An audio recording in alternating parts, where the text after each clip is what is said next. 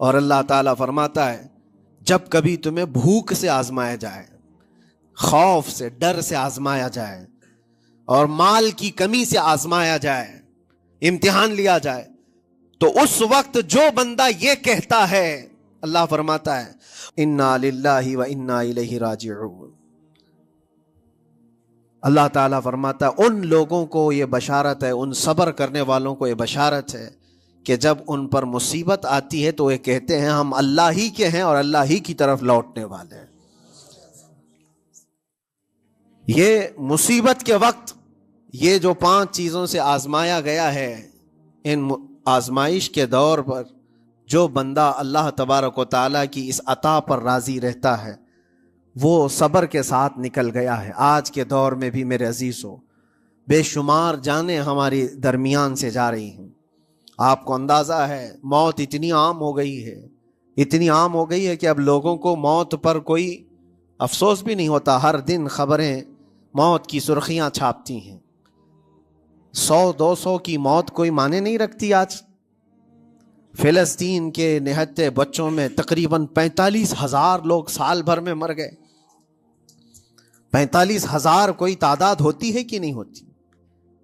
اتنی بڑی جانوں کا جو نقصان ہے یہ آزمائش ہے، اور یہ جانوں کے ذریعے سے آزمائش تھی۔ مال کی کمی کی آزمائش تو ایسی ہے، ملک شام، یمن، بہت سارے ایسے ٹوٹے پھوٹے علاقے، عراق، جہاں پر لوگ کھانا اور دوائیوں سے جوجھ رہے ہیں اس طرح سے کہ وہ گھاس کھانے پر مجبور ہیں۔ بہت سارے ایسے علاقے جہاں پر چھوٹے بچے پھینکے ہوئے کچرے میں سے دانے چن کر کے کھا لیا کرتے ہیں، وہ اپنے پیٹ کی اس آگ کو بجھانے کے لیے دانے دانے کے لیے ترس رہے ہیں۔ یہ بھوک کی آزمائش ہے، مال کی کمی کی آزمائش ہے، جانوں کی آزمائش ہے۔ عزیزان گرامی وقار، اور پھر خوف کے ذریعے سے جو آزمائش ہے وہ ہم دیکھ رہے ہیں آج۔ خوف ظالموں کے ذریعے سے تم پر مسلط کیا جائے گا۔ ہر آدمی ڈرا سہما ہوا، ہر آدمی اپنے اندر ایک ڈر لیے بیٹھا ہے کہ نکلوں گا تو کیا ہو جائے گا۔ ان سب کے درمیان اللہ کی بارگاہ میں سجدہ ریز ہونے کا نام ایمان ہے۔ سب حالات ہوں گے اس طرح سے، اور انہی حالات کے درمیان جو بندہ اپنا سر جھکاتا ہے مولا کریم کی بارگاہ میں وہ ایمان والا ہے۔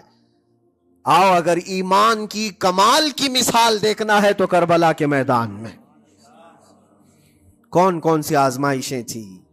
بھوک کی بھی آزمائش ہے، پیاس کی بھی آزمائش ہے، جان کی بھی آزمائش ہے، خوف کی بھی آزمائش ہے۔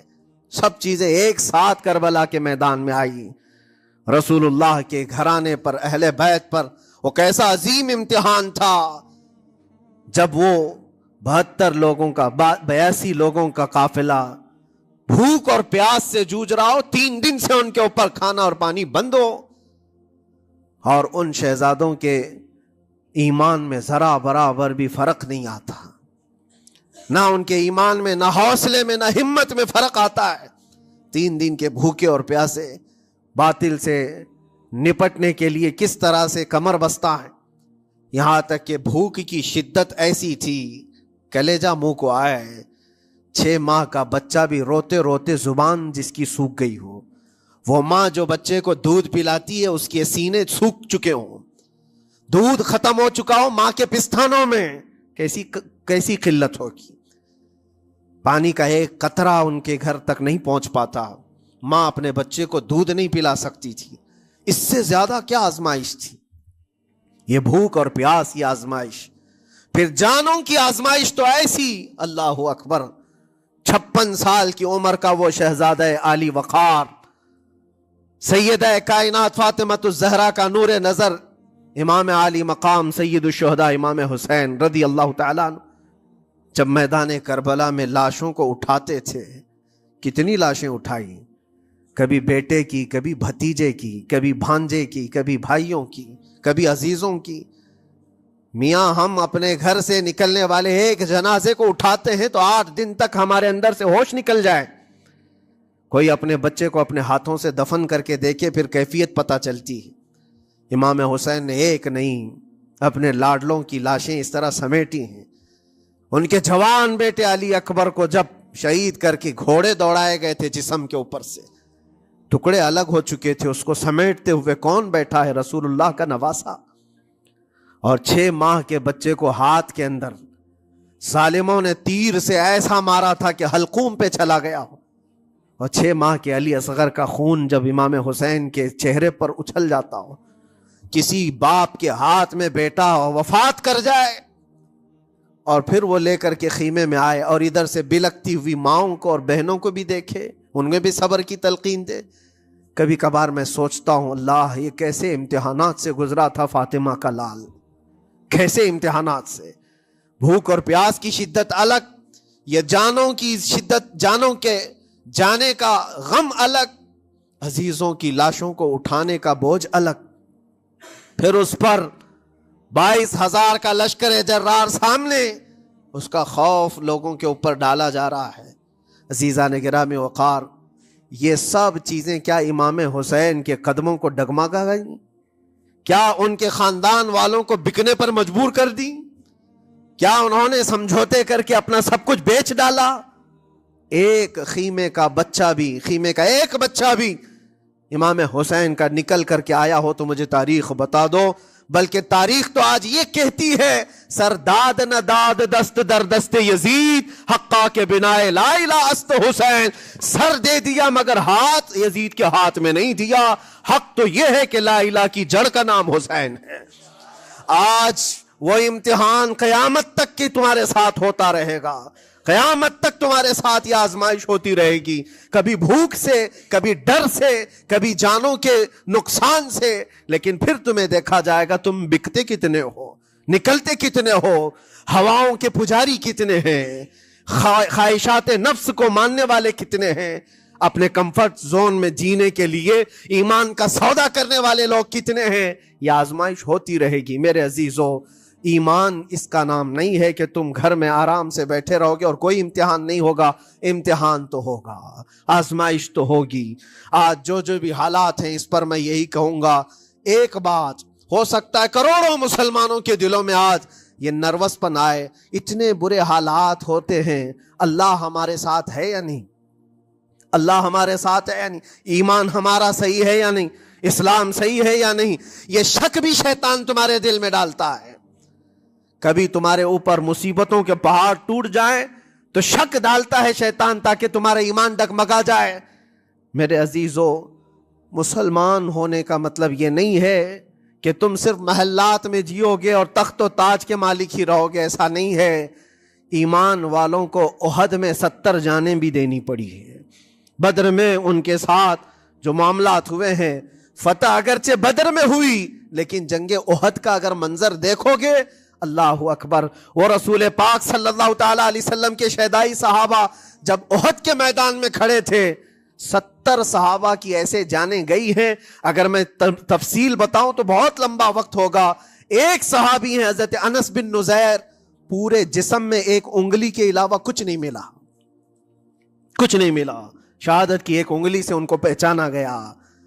حضرت سعد بن ربیع، یہ ایسے صحابی ہیں جن کا پیٹ پورا پھاڑ دیا گیا تھا اور 12 نیزے مارے گئے تھے. وہ سید الشہداء امیر حمزہ بھی تو اسی احد کے میدان میں شہید ہوئے، جن کو بھالے سے مارا گیا اور چیر کر کے ان کا کلیجہ چبایا گیا تھا. عبداللہ بن جہش اسی میدان میں انتقال کیے ہیں، جن کے جسم کے 80 ٹکڑے کر دیے گئے تھے اور ہر ٹکڑے کا ہار بنا کر ظالموں نے پہنا تھا، ہار بنا لیا تھا جسموں کے. یہ سارے منظر احد کے میدان میں ہوئے. اور کون سے ایمان والے؟ وہ رسول اللہ کی اقتداء میں نماز پڑھنے والے، حضور پاک کے چہرے انور کو دیکھنے والے. جب ان کے ساتھ یہ آزمائشیں ہو سکتی ہیں تو ہم کون سی گاجر مولی ہیں؟ ہمارے ساتھ بھی آزمائشیں ہوں گی. جس کا جیسا ایمان ہوگا ویسا وہ امتحان بھی دے گا، اسی امتحان سے وہ گزارا جائے گا. مگر میں آج کروڑوں مسلمانوں کے دلوں کے بارے میں یہ بات کہنا چاہتا ہوں کہ اگر نروس پن ہے کہ یہ حالات ایسے کیوں ہیں، حالات ہر زمانے میں ہوتے رہیں گے. ستیزہ کار رہا ہے ازل سے تا امروز، شرار ابو لہبی سے چراغ مصطفی. ہماری تاریخ ہے، یہ تاریخ ہے میرے عزیزو. اللہ تعالیٰ قرآن میں فرماتا ہے تِلْكَ الْأَيَّامُ نُدَاوِلُهَا بَيْنَ النَّاسِ. یہ دن ہیں جو ہم لوگوں کے درمیان پلٹتے رہتے ہیں. کبھی تم بادشاہ بنو گے، کبھی فقیر بن جاؤ گے. اور آج جو تخت پر ہیں ہو سکتا ہے وہ کل ڈگر ڈگر گھوم رہے ہوں. آج جن کو طاقت کا نشہ ہے ہو سکتا ہے وہ بھیک مانگنے پر بھی مجبور ہو جائے. لیکن ایک بات یاد رکھنا، نروس پن اپنے دل میں آنے نہ پائے. ان حالات سے دیکھ کر کے گھبرا نہ جانا. ایمان تمہارا سچا ہے، اللہ کل بھی تمہارے ساتھ، آج بھی تمہارے ساتھ. بس تمہاری عبادت میں فرق آنے نہ پائے، تمہارے سجدوں میں کمی ہونے نہ پائے، تمہارے ایمان میں تزلزل آنے نہ پائے. اللہ ایک ہے تو ایک ہے، اللہ سچا ہے تو سچا ہے. میں نے اللہ کو نہیں دیکھا لیکن اللہ پر ایمان ضرور ہے. یہ یقین اور یہ عقیدہ تمہارا مضبوط رہے. ہاں ہمیں معلوم ہے، کچھ لوگ ہم سے پوچھتے بھی ہیں، اللہ تبارک و تعالیٰ پوری کائنات کا مالک جس نے ہر چیز پیدا کیا اور اس کی عبادت کرنے والے ہو آپ، لیکن پھر اسی اللہ رب العزت کی یہ مسجدیں کیوں ڈھائی گئی؟ کیوں مسجدوں کو ختم کیا جا رہا ہے؟ اللہ کے ذکر کو روکنے کے لیے طاقتیں پوری مسجدوں کو ڈھانے کی کیوں بات کرتی ہیں؟ پھر اللہ کچھ کیوں نہیں فرماتا؟ میرے عزیزو، یہ کائنات ہے جس کو اللہ نے اسباب پر بنا کر بھیجا ہے اور تمہیں عمل کے لیے بھیجا گیا ہے. تمہارا عمل دیکھنا ہے، تم کتنے پابند ہو، تم کتنے اپنی حفاظت کرتے ہو، تمہارے ایمان کی، تمہاری عبادتوں کی، تمہاری مسجدوں کی.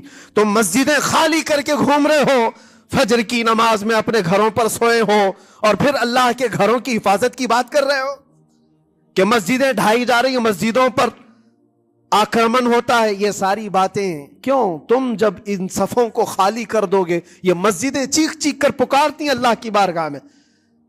پل بھر میں بنا لی، شب بھر میں بنا لی مسجد تو ایمان کی حرارت والوں نے. من اپنا پرانا پاپی تھا، بچپن سے نمازی بن نہ سکے. مسجدیں بڑی بڑی شاندار بنا لینا اور اس کو آباد نہ کرنا، یہ بھی تو ظلم ہے. آپ ان مسجدوں کی حفاظت کی جو بات کر رہے ہیں، ان مسجدوں کی حفاظت صرف کمیٹیاں بنانے سے نہیں ہوتی، نمازوں سے ہوتی ہے، اس کے اندر تلاوت قرآن سے ہوتی ہے. عزیزان گرامی، اور پھر یہ بات ان ظالموں کے لیے کہ اگر وہ ہاتھ لگا کر مسجدوں کو اٹھانا پھینکنا اس کو اپنی طاقت کا ذریعہ سمجھتے ہیں تو سمجھ لو تھوڑے دن کی بات ہے. اگر اسی کا نام طاقت ہے کہ عبادت گاہوں کو مسمار کر کے طاقت کے تخت کو بٹھایا جائے، تو یاد رکھنا بڑھتے بڑھتے بڑھتے تمہارا نشہ کہیں تمہیں فرعون نہ بنا دے. اور اگر فرعون بن گئے تو انتظار کرو، اللہ تعالیٰ بڑے بڑے فرعونوں کو صرف پانی سے ہلاک کرتا ہے. بہت بڑے بڑے نمرودوں کو اللہ تعالیٰ مچھر سے ہلاک کرتا ہے. وہ ابرہہ بھی تو آیا تھا جو کعبہ ڈھانے کے لیے آیا تھا، ہاتھیوں کا لشکر لے کر آیا تھا، جس کا ذکر قرآن پاک میں الم تر کیف فعل ربک باصحاب الفیل. اے محبوب، کیا آپ نے نہیں دیکھا ہاتھی والوں کے ساتھ اللہ نے کیا معاملہ کیا؟ پورا ہاتھیوں کی فوج لے کر آیا تھا کعبے کو ڈھانے کے لیے. ہوا کیا؟ کعبہ کو ڈھانے کے لیے اتنی خطرناک فوج تھی اور مکہ والوں میں لڑنے کی اتنی طاقت نہیں تھی. اللہ کریم نے ابابیل چڑیوں کی ایک فوج کو بھیجا. ہاتھی کہاں اور چڑیا کہاں؟ کوئی مقابلہ ہوتا ہے؟ کوئی مقابلہ ہے؟ تصور میں نہیں آتا. لیکن رب تبارک و تعالیٰ کا ایک دستور ہے، بڑی بڑی طاقتوں کو چھوٹی طاقتوں سے ہلاک کرتا ہے. چھوٹی چھوٹی سی چڑیاں ایک ہاتھ میں تمہارے آ جائیں، ایک چونچ میں اور دو پاؤں میں کنکریاں لے کر آتی تھی، اوپر سے صرف وہ کنکریاں گراتی، ہاتھیوں کے پیٹ پھٹ جاتے اور آگ لگ جاتی تھی. اللہ تبارک و تعالیٰ کی طاقت کا یہ مشاہدہ، قوت کا ایک ہلکا سا اظہار جو مکہ کی ان وادیوں میں ہوا منا، اور اللہ تعالیٰ فرماتا فَجَعَلَهُمْ كَعَصْفٍ مَأْكُولٍ. اللہ نے ان کو ایسا کر دیا جیسے کھائی ہوئی مرغی ہوتی ہے، نوچ نوچ کر کے کھا کر چھوڑی ہوئی مرغی ہو. پوری فوج کی حالت ایسی ہو گئی تھی. کعبہ مکرمہ کو ڈھانے کے لیے آئے، تب اللہ تبارک و تعالی ظالموں کو کس طرح سے نیست و نابود فرمایا. ہمیں یقین ہے میرے عزیزوں، اللہ تبارک و تعالی وہ ابابیل بھیجنے والا مولا آج بھی زندہ اور ہمیشہ زندہ رہے گا. وہ حی اور قیوم ہے، ہمیشہ سے زندہ ہے اور ہمیشہ زندہ رہے گا، لیکن تمہارا امتحان ہوتا رہے گا، تمہارا امتحان ہوتا رہے گا۔ اللہ کے نبی صلی اللہ تعالی علیہ وسلم کے لیے مدد آئی ہے تو اس کا مطلب یہ نہیں ہے کہ وہ صرف بیٹھ کر کے مدینے میں دعائیں کرتے تھے، نہیں، عمل کے میدان میں اترے بھی ہیں۔ صحابہ نے بھوک اور پیاس برداشت کی ہے، کتنے کتنے دنوں تک وہ ایک کھجور پر پورا دن گزارتے تھے، پیوند لگے کپڑے۔ حضرت ابو ہریرہ فرماتے ہیں ہم تو ایک جنگ سے ایسے واپس آئے تھے کہ ہمارے پاؤں کے پورے ناخن اکھڑ گئے تھے، پاؤں کے ناخن اکھڑ گئے۔ خندق کے میدان میں خود نبی پاک صلی اللہ علیہ وسلم اپنے ہاتھوں سے خندق کھودتے رہے، اور پیٹ پر پتھر باندھنا، یہ سب مشقتیں، سٹرگل کیا ہے۔ پھر اللہ سے یہ دعا کیا، مولا تو اپنی مدد بھیج دے، تو اپنے رحم و کرم کی بارشیں برسا۔ اور ہم یہاں مست کھا پی کر کے پھر دعا کرتے ہیں مدد آ جائے۔ تم نے محنت کون سی کی، کون سی مشقت کی؟ میرے عزیزو، اگر محنت و مشقت میدان میں اتر کر کرنے کا موقع نہیں ہے تو عبادتیں تو کرو اپنی پوری، اپنی نمازیں تو کمپلیٹ کر لو اور اللہ کو راضی کرو۔ اپنے گناہوں سے اگر وہ غضبناک ہے تو توبہ کرو۔ اور جاتے جاتے یہ بات بھی میں عرض کروں گا کہ آج جن لوگوں کو ایسا لگتا ہے کہ یہ کھیل تماشا ہے، ایک بات یاد رکھنا، کسی مسجد کے ختم ہو جانے سے یا مومن کے کسی کے ہار جانے سے ایمان کبھی ہارتا نہیں ہے، ایمان ہمیشہ جیتتا ہے۔ تھوڑی دیر کی تکلیف تو مومن کو ہو سکتی ہے، لیکن اس کے ساتھ ایمان ہے تو ہمیشہ سر بلند ہے۔ اس سے بڑی کوئی کامیابی کیا ہے؟ ہم نے دیکھا ہے کربلا کی تاریخ میں جیتا کون ہے؟ دنیا کی نظر میں، اس وقت کی میڈیا کی نظر میں، اس وقت کے جو کتے ہوں گے ان کی نظر میں یزید جیتا ہوگا، لیکن قیامت تک ہر مومن کہتا ہے بادشاہ است حسین، بادشاہ است حسین۔ ایمان کی جیت ہمیشہ ہے، اگرچہ وہ ٹکڑوں میں بدل جائے، اگرچہ وہ 1000 ٹکڑوں میں ہو جائے۔ آج بھی پھریرا لہرا رہا ہے تو حسین اعظم کا لہرا رہا ہے۔ اسی لیے یاد رکھو، صرف تخت پہ چڑھ کر بیٹھنے کا نام جیت نہیں ہے۔ ابھی الیکشن بھی گزرا، کچھ لوگ نروس ہوں گے کہ ہم ہار گئے۔ اگر وہ ایمان والے ہیں، سچے ایمان والے ہیں، تو انہیں یاد رکھنا چاہیے جیت اور ہار صرف تخت حاصل کرنے کا نام نہیں ہے، دلوں پر حکومت کرنے کا نام جیت ہے۔ اور آج 800 سال گزر گئے، ہند الولی سلطان الاولیاء غریب نواز کی حکومت ہم سب پر قائم ہے۔ کس بات کی حکومت ہے یہ دلوں کی حکومت ہے۔ اور وہاں جو ہاتھ لگانے کی کوشش کر رہا ہے وہ اپنے ہاتھوں کو بچا لے، آگ تمہارا انتظار کر رہی ہے، آگ تمہارا انتظار کر رہی ہے۔ اس لیے کہ اللہ فرماتا ہے من عادی لی ولیا فقد آذنتہ بالحرب، جس نے میرے ولی سے دشمنی کی میں اس کو اپنے ساتھ جنگ کا اعلان کرتا ہوں۔ اور اب تعالیٰ سے جنگ کرنے کے لیے تیار ہو؟ اللہ کے ولی سے مقابلہ کرنا چاہتے ہو؟ اللہ کے ولی کو چھونا چاہتے ہو؟ رب تعالیٰ فرماتا ہے جو اللہ کے ولی سے دشمنی کرتا ہے اسے میں اپنے ساتھ جنگ کا اعلان کرتا ہوں۔ ہے کسی کی ہمت و طاقت اللہ سے جنگ کرنے کی؟ تو جو یہ چاہتے ہیں کیڑے مکڑوں کی موت مرو گے، اس سے بھی خطرناک ذلیل ہو کر مر جاؤ گے۔ اجمیر معلیٰ یہ صرف اور صرف ایک دھرتی کا نام نہیں ہے، اللہ کے ولی کی آباد کی ہوئی مقدس زمین ہے۔ اور ہم سنیوں کی آستھا ایسے ہے، امام اہل سنت فاضل بریلوی اعلیٰ حضرت فرماتے ہیں دنیا بھر میں جہاں دعائیں قبول ہوتی ہیں ان جگہوں میں سے ایک جگہ کا نام اجمیر معلیٰ ہے، جہاں اللہ تعالیٰ دعائیں قبول فرماتا ہے۔ ہم اپنی آستھا ہی نہیں رکھتے میرے عزیزو، اپنی جان بھی حاضر ہے غریب نواز کے قدموں کے لیے۔ اس لیے میں کہنا چاہتا ہوں سرکار غریب نواز رضی اللہ تعالیٰ عنہ کے رکشک، یہ لوگ اگر یہ سمجھتے ہیں کہ مسلمان بکھر گئے ہیں، ٹوٹے ہیں، بکھرے ہیں، ان کے پاس کوئی طاقت نہیں، کوئی سیاست نہیں، اور ہم جس کو چاہیں آکرمن کر کے ختم کر دیں، ہو سکتا ہے ہم سب کو مار ڈالو تمہاری طاقت کے ذریعے، لیکن وہ غریب نواز ہے۔ اپنے باپ داداؤں کی تاریخ یاد رکھنا، پوچھنا جو غریب نواز کو اٹھانے کی کوشش کیا اٹھ گیا، اور وہ دھرتی پہ آج بھی آباد ہے، انشاءاللہ قیامت تک اجمیر معلیٰ چمکتا رہے گا۔ سرکار غریب نواز رضی اللہ تعالیٰ عنہ کے آستانے سے جو فیض بٹتا ہے، اپنے اور غیر سب وہاں سے فائدہ اٹھاتے ہیں، سب لوگوں کو برابر فائدہ اٹھایا جاتا ہے۔ اسی لیے میرے عزیزوں، یہ آزمائشوں کے دور میں میری صرف ایک ہی گزارش ہے، اپنا ایمان مضبوط کرو، اپنا ایمان مضبوط کرو۔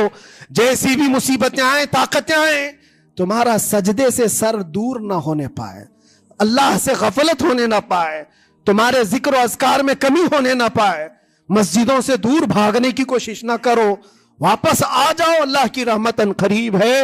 قرآن میں اللہ فرماتا ہے الا ان نصر اللہ قریب، آگاہ ہو جاؤ، بے شک اللہ کی مدد بہت قریب ہے۔ وآخر دعوانا الحمدللہ رب العالمین۔